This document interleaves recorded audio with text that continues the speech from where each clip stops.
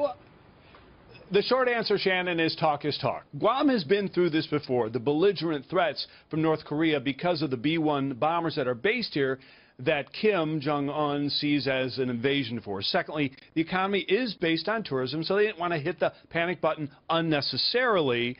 Third, Guam is in Typhoon Alley. The houses here are built like bricks to withstand very, very high winds and a lot of other things. And then finally, the island really is like a military fortress. It is defended by a ring of anti-missile systems from the U.S., so most islanders feel safe.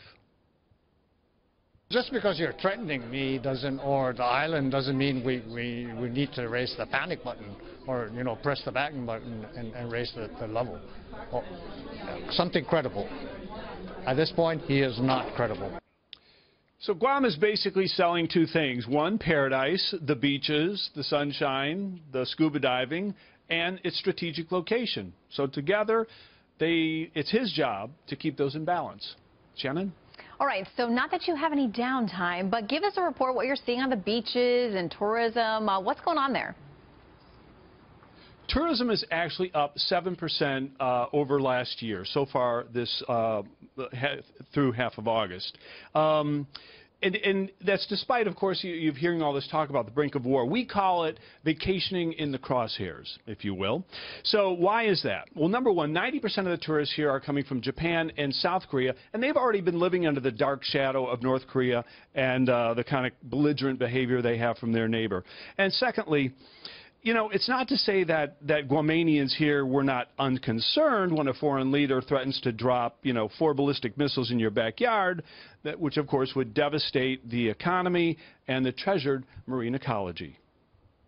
Obviously, it's something we need to pay attention to. If they're serious and if Trump gets serious and it turns into something, then we'll have some big issues out here. Once the corals break, they take years, decades, even hundreds of years to build back up.